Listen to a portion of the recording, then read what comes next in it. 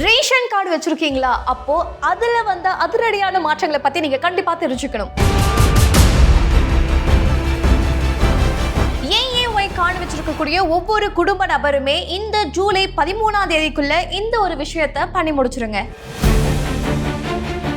ஒருவேளை இதை நீங்க செய்யல அப்படின்ற பட்சத்துல இதுக்கப்புறம் 35 கிலோ அரிசி கிடையாது, வெறும் 7 கிலோ அரிசி தான் உங்களுக்கு கிடைக்கும் அப்படின்னு சொல்லியிருக்காங்க. கூடுதலா புது வீட்டு அட்ரஸ்க்கு உங்களுடைய ரேஷன் கார்டை மாற்றுறீங்க அப்படின்னும் போது இந்த ஒரு டாக்குமெண்ட் உங்களுக்கு கட்டாயம் அப்படின்னு சொல்லியிருக்காங்க. ஒருவேளை இந்த ஒரு டாக்குமெண்ட் உங்ககிட்ட இல்லாத பட்சத்தில் உங்களுடைய விண்ணப்பமானது நிராகரிக்கப்படும் அப்படின்ற ஒரு விஷயத்தையுமே கூடுதலா சொல்லியிருக்காங்க. ஸோ இது என்ன அப்டேட் வந்திருக்கு, யாருக்கெல்லாம் இது பொருந்தும், யாரெல்லாம் எதுல கவனமா இருக்கணும் அப்படின்ற பல விஷயங்களை தான் இன்னைக்கு இந்த வீடியோல முழுமையா தெரிஞ்சுக்க போறோம். அதனால இந்த வீடியோவை கடைசி வரைக்கும் ஸ்கிப் பண்ணாம பாருங்க. பாஸ் பாலா டெய்லி தமிழ் நேயர்களுக்கு வணக்கம், நான் மதுமிதா.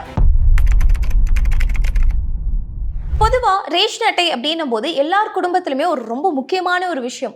ரொம்ப கஷ்டப்படுற குடும்பமா இருக்காங்க அப்படின்னும் போது இந்த ரேஷன் கார்டை பயன்படுத்தி ரேஷன் கடைகளை நம்மளால உணவுப் பொருட்களை இலவசமா வாங்கிக்க முடியும். கூடுதலா அதே ரேஷன் கார்டு உங்களுக்கு நிறைய இடங்கள்ல டாக்குமெண்ட் பர்பஸுக்குமே வந்து யூஸ் ஆகும். ஃபர்ஸ்ட் ஒருத்தவங்களுக்கு கல்யாணம் ஆகுது அப்படின்ற பட்சத்துல எல்லாரும் எடுத்ததுமே என்ன பண்ணுவாங்க அப்படின்னா புது ரேஷன் அட்டைக்கு அப்ளை பண்ணுங்க. ஒருவேளை ஒரு ஜாயிண்ட் ஃபேமிலியா இருக்காங்க அப்படின்னும் போது அந்த ஒரு பெண்ணுடைய பெயரானது ரேஷன் அட்டையில சேர்க்கறது தான் அவங்களுடைய ஃபர்ஸ்ட் ஒரு விஷயமாவே இருக்கும். ஸோ அப்படி இருக்கும்போது இந்த ரேஷன் அட்டையில ஒரு சில அதிரடியான அப்டேட்ஸ் வந்திருக்கு, ஒரு சில அதிரடியான விஷயங்களை வந்து அப்டேட் பண்ணியிருக்காங்க. அது என்ன, இது யாருக்கெல்லாம் பொருந்தும், யாரெல்லாம் எதுல கவனமா இருக்கணும், கண்டிப்பா ஒவ்வொரு குடும்ப அட்டை வச்சிருக்கக்கூடிய ஒவ்வொருத்தருமே இந்த ஒரு வீடியோவை கடைசி வரைக்கும் ஸ்கிப் பண்ணாம பாருங்க. இல்ல ஃபர்ஸ்ட் நம்ம பார்க்கக்கூடியது யாரெல்லாம் ஏஏஒய் கார்டு வச்சிருக்கீங்களோ அவங்களுக்கெல்லாம் ஜூலை 13ஆம் தேதி வரைக்கும் ஒரு லாஸ்ட் டேட் கொடுத்துருக்காங்க. இது என்ன லாஸ்ட் டேட், அப்படி என்ன அதுல இருக்கு அப்படின்னு பாத்தீங்கன்னா இந்த ஏஏஒய் கார்டு அப்படின்றது அந்தியோதயா அன்னை யோஜனா அப்படின்னு சொல்லுவாங்க.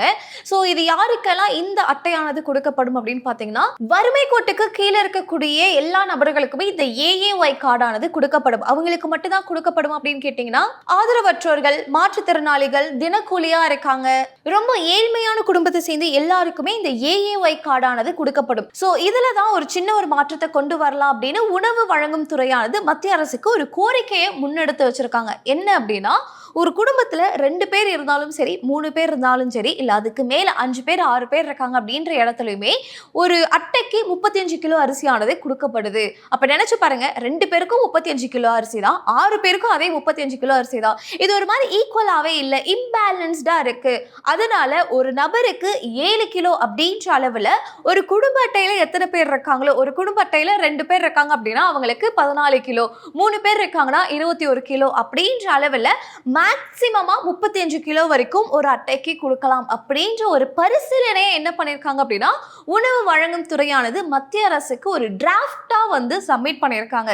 ஒருவேளை இந்த ஒரு டிராஃப்ட்ல உங்களுக்கு உடன்பாடு இல்லைங்க, முன்னாடி கொடுத்துக்கிட்டு இருந்த மாதிரியே எல்லாருக்குமே அது 35 கிலோ அரிசியானது கொடுக்கப்படுது அப்படின்னும் போது கொஞ்சம் உதவலா இருக்கும், எங்களுக்கு ஏதுவா இருக்கும் அப்படின்னு நீங்க ஃபீல் பண்றீங்க, எங்களுக்கு அந்த ஒரு திட்டமானது நடைமுறைக்கு வேணாம் அப்படின்னு நினைக்கிறீங்கன்ற பட்சத்துல நீங்க உங்களுடைய எதிர்ப்பை, உங்களுடைய கருத்துக்களை தெரிவிக்கிறதுக்கான ஒரு கடைசி டேட் தான் இந்த ஜூலை 13ஆம் தேதி. ஸோ இதுக்கு உள்ளேயே இந்த ஜூலை 13ஆம் தேதிக்குள்ள நீங்க என்ன பண்ணலாம் அப்படின்னா இல்லைங்க இது ஓகே அப்படின்னு ஃபீல் பண்ணீங்கன்னா சூப்பரான ஒரு திட்டம், இதை நாங்க ஏத்துக்கிறோம் அப்படின்னு சொல்லி உங்களுடைய கருத்துக்களை நீங்க என்ன பண்ணலாம் தெரிவிக்கலாம். இல்லைங்க இது வந்து சரிப்பட்டு வராது, முன்னாடி கொடுத்த மாதிரி தான் எங்களுக்கு வேணும், இது எனக்கு பிடிக்கல அப்படின்ற உங்களுக்கு எதிர்ப்பு தெரிவிக்கணும் அப்படின்னாலுமே நீங்க இந்த ஜூலை 13ஆம் தேதிக்குள்ளேயே உங்களுடைய கருத்துக்களை தெரிவிக்கலாம். அதுக்காக தான் இந்த ஜூலை 13ஆம் தேதி அப்படின்ற ஒரு டேட்டை நான் மென்ஷன் பண்ணியிருந்தேன். ஓகே, அப்ப இது இப்போ நடைமுறைக்கு வந்துருச்சு அப்படின்னு கேட்டீங்கன்னா கிடையாது. இப்போதைக்கு ஒரு பரிசீலனையா தான் வந்து என்ன பண்ணியிருக்காங்க அப்படின்னா மத்திய அரசுக்கு எடுத்து வச்சிருக்காங்க. ஒருவேளை நிறைய மெஜாரிட்டி ஆஃப் பீப்புள் வந்து இது ஓகே அப்படின்னு சொல்லிட்டாங்கன்னா அது நடைமுறைக்கு வரதுக்கான வாய்ப்பு இருக்கு. ஒருவேளை மெஜாரிட்டி ஆஃப் பீப்புள் இது வேண்டாம் அப்படின்னு சொல்லிட்டாங்கன்னா அது நடைமுறைக்கு வரதுக்கு வாய்ப்பு கிடையாது. அதனால பயப்பட வேணாம்.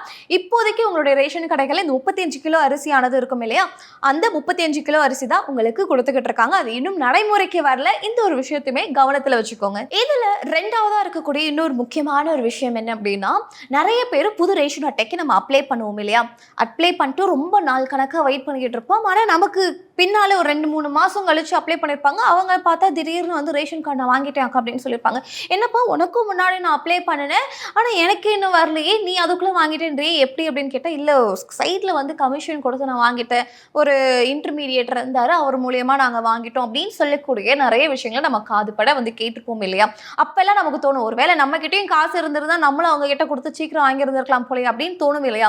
ஸோ இந்த மாதிரியான குற்றங்களை தவிர்க்கணும் அப்படின்றதுக்காக நம்மளுடைய தமிழக அரசாங்கம் ஒரு புதிய இனிஷியேட்டிவை எடுக்க போறாங்க. என்ன அப்படின்னா, ஒரு புது சாஃப்ட்வேரை லான்ச் பண்ண போறாங்க. இந்த சாஃப்ட்வேர் எப்படி வந்து செயல்படும் அப்படின்னு பார்த்தீங்கன்னா, இப்போ நம்ம 2 மாசத்துக்கு முன்னாடி அப்ளை பண்ணியிருப்போம், நமக்கு முன்னாடி ஒரு சிலவங்க அப்ளை பண்ணியிருப்பாங்க இல்லையா? அது வந்து அந்த அப்ளிகேஷன் ஆர்டர் நம்பர்ல வந்து அந்த சாஃப்ட்வேர் வந்து காட்டும். இப்போ நான் வந்து ஒரு ரேஷன் கார்டு வழங்கும் அதிகாரி, நான் வந்து என்னுடைய லேப்டாப்பை ஓப்பன் பண்ணுறேன். ஸோ இந்த டாக்குமெண்ட் வெரிஃபிகேஷனில் ஃபஸ்ட்டு யார் முன்னாடி அப்ளை பண்ணியிருக்காங்களோ அவங்களுடைய அப்ளிகேஷன் ஆனது எனக்கு ஓப்பன் ஆகும். ஸோ அதை நான் ஃபுல்லாகவே வந்து பார்த்து முடிச்சு வெரிஃபிகேஷன்லாம் முடிச்சு அப்ரூவ் கொடுக்குறேன். ஓகே அப்படின்னா ஓகே, ஒருவேளை நான் வந்து ரிஜெக்ட் பண்ணுற டாக்குமெண்ட் எதுவும் மிஸ் ஆகுது, நான் ரிஜெக்ட் பண்ணுறேன் அப்படின்னும் போது கீழே ஒரு ஆப்ஷன் இருக்கும், எதனால் நான் வந்து அதை ரிஜெக்ட் பண்ணுறேன் அப்படின்ற எல்லா விவரத்தையும் கொடுத்து அந்த அப்ளிகேஷனை க்ளோஸ் பண்ணிட்டேன் அப்படின்னா அவங்களுக்கு அப்புறம் ஒரு அப்ளிகேஷன் நம்பர் ஆனது இருக்கும் இல்லையா, அதுதான் ஓப்பன் ஆகுமே தவிர ஒரு 4 மாதம் கழிச்சு ஒருத்தவங்க வந்து நடுவில் வந்து கொடுக்குறாங்க அப்படின்னும் போது அதை என்னால் அப்ரூவ் பண்ண முடியாது. ஸோ எந்த ஆர்டரில் ஃபர்ஸ்ட் கம் ஃபர்ஸ்ட் சர்வ் அப்படின்ற ஒரு ஆர்டரில் தான் யார் முன் வராங்களோ அவங்களுக்கே முன்னுரிமை, யார் ஃபர்ஸ்ட் அப்ளை பண்ணியிருக்காங்களோ அவங்களோட அப்ளிகேஷனே ஃபஸ்ட்டு அப்ரூவ் ஆகும் இல்லை ரிஜெக்ட் ஆகும், என்னவோ அவங்களுடைய அப்ளிகேஷன் தான் ஓப்பன் ஆகுமே தவிர இவங்களுக்கு பின்னாடி எங்கேயோ கடைசியில் ஒருத்தவங்க இருப்பாங்க, அவங்களோட தான் ஓப்பன் பண்ணி நான் அப்ரூவ் கொடுக்கறதுக்கான ஒரு ஆப்ஷன் இதுக்கப்புறம் வராது. ஸோ இதுக்கான அந்த ஒரு சாஃப்ட்வேரை கூடிய விரைவில் நாங்கள் லான்ச் பண்ணுவோம். இதுக்கப்புறமா வந்து இந்த சைடில் வந்து இன்டர்மீடியேட்டர் மூலியமாவோ இல்லை கமிஷன் கொடுத்து நிறைய செயல்களில் வந்து ஈடுபடுறதுக்கு எந்த ஒரு வாய்ப்பும் கிடையாது அப்படின்ற ஒரு விஷயத்த சொல்லியிருக்காங்க. ஸோ இதை பற்றி நீங்கள் என்ன நினைக்கிறீங்க அப்படின்றதுமே உங்களுடைய கருத்தை இந்த வீடியோடைய கமெண்ட் செக்ஷனில் பதிவு பண்ணுங்கள். இதில் 3ஆவதாக இருக்கக்கூடிய இன்னொரு முக்கியமான ஒரு விஷயம் அப்படின்னா, எப்போதுமே ஒரு புது ஒரு வீட்டுக்கு ஒன்று போகிறோம் அப்படின்னும் போது என்ன பண்ணுவோம், பழைய அட்ரஸ்ல இருந்து இந்த வீட்டு அட்ரஸுக்கு நம்ம என்ன பண்ணுவோம், ரேஷன் அட்டையை மாற்றுவோம். இல்லை ஒரு ஜாயின்ட் ஃபேமிலியில் இருந்தால் இதுக்கப்புறம் நாங்கள் வந்து நியூக்ளியர் ஃபேமிலியாக இருக்க போகிறோம், ஒரு தனி கொடுத்தனம் வந்து நாங்கள் வந்துட்டோம் அப்படின்னும் போது அங்கேருந்து அந்த ரேஷன் அட்டையை பிரிச்சுட்டு வந்து புதுசாக வந்து ரேஷன் அட்டை வந்து போடுவாங்க, இல்லை மாற்றுவாங்க இல்லையா, இந்த ஒரு அட்ரஸ்க்கு மாற்றுவாங்க. அப்படி இருக்கும்போது இதுக்கப்புறமா நீங்கள் உங்களுடைய ரேஷன் அட்டையில் வந்து அட்ரஸை மாற்றணும் அப்படின்னும் போது முன்னாடிலாம் என்ன பண்ணிக்கிட்டு இருந்தோம், நம்மளுடைய இபி பில்லு, அதுக்கப்புறம் அந்த வீட்டில் வந்து அக்ரிமெண்ட் ஏதாவது இருக்குது, சொந்த வீடுனா அதோடைய ப்ராப்பர்ட்டிஸ் அந்த டீட்டெயில்ஸ் வந்து வைப்போம், வாடகை வீடாக இருக்குன்னும் போது rental agreement, water bill, gas bill, இதெல்லாம் வந்து நம்ம சப்மிட் பண்ணிட்டு இருந்தோம் இல்லையா. பட் இதுக்கப்புறமா என்ன சொல்லியிருக்காங்க அப்படின்னா, நீங்கள் அதாவது அந்த குடும்ப தலைவன் தலைவி இருப்பாங்க இல்லையா, இவங்களுடைய பெற்றோர்களுடைய கேஸ் பில்லும் அப்புறம் இந்த பொண்ணுடைய பெற்றோர்களுடைய கேஸ் பில் இருக்கு இல்லையா, ஸோ இவங்களுடைய கேஸ் பில்லு, அப்பா அந்த ஹஸ்பண்டோடைய பேரண்ட்ஸோடைய கேஸ் பில், அந்த ஒய்ஃபோடைய பேரண்ட்ஸோடைய கேஸ் பில், மொத்தம் 3 கேஸ் பில்லையுமே நம்ம சேர்த்து வைக்கிறோம் அப்படின்ற பட்சத்தில் மட்டுமே உங்களுடைய அந்த அட்ரஸ் சேஞ்சுக்கான விண்ணப்பமானது ஏற்றுக்கொள்ளப்படும், இல்லைனா நிராகரிக்கப்படும் அப்படின்ற ஒரு விஷயத்த சொல்லியிருக்காங்க. இப்போ இதில் ரொம்ப கஷ்டத்தை ஃபேஸ் பண்ணக்கூடிய இன்னொருத்தவங்க யாராக இருப்பாங்க அப்படின்னா, ஒரு லவ் மேரேஜ் பண்ணுறாங்க, இல்லை ஒரு ரன்னிங் மேரேஜ் பண்ணுறாங்க, இல்லை அதையும் தாண்டி பெற்றோர்கள் இல்லாமல் ஒரு 2 பேர் வந்து ஓகேப்பா நமக்கு தான் இது வரைக்கும் ஃபேமிலியில் நம்ம 2 பேர் சேர்ந்து ஒரு ஃபேமிலி ஆக்கலாம் அப்படின்ற இடங்களில் ஒரு குடும்ப அட்டைக்கு அப்ளை பண்ணுறாங்க, இல்லை ஒரு அட்ரஸ் சேஞ்ச் வந்து பண்ணுறாங்க அப்படின்னும் போது அவங்களுக்கு இது ஒரு பெரிய சிக்கலாக இருக்கும் அப்படின்ட்டு எக்ஸ்பர்ட்ஸ் வந்து சொல்கிறாங்க. ஸோ எப்போதுமே ஒரு அரசாங்கத்தோடைய ஒரு ஆக்டிவிட்டியாக இருக்குது, ஒரு டிசிஷனாக இருக்குது அப்படின்னும் போது அது மக்களுக்கு ஏதுவான ஒன்று இருக்கணும். அப்படி இருக்கும்போது இந்த இடங்களில் இது என்னப்பா இது ஒரு பெரிய சிக்கலை கொடுக்கும் போலயே அப்படின்ற ஒரு கேள்வியுமே பல தரப்பில் எடுத்து வைக்கப்படுது. ஸோ இதை பற்றி நீங்கள் என்ன நினைக்கிறீங்க அப்படின்றதையுமே இந்த வீடியோடைய கமெண்ட் செக்ஷன்ல பதிவு பண்ணுங்க.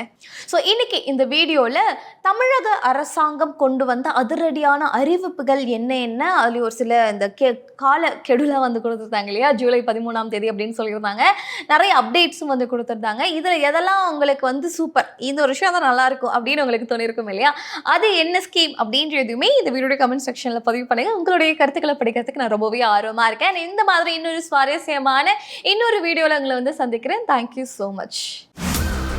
பிராண்ட் பார்ட்னர்ஷிப் மற்றும் அட்வர்டைசிங் என்கொயரிஸ்க்கு brand@bosswala.com என்ற இமெயில் ஐடிக்கோ அல்லது 9108014192 என்ற வாட்ஸ்அப் எண்ணை தொடர்பு கொள்ளலாம். Bosswala, be the boss.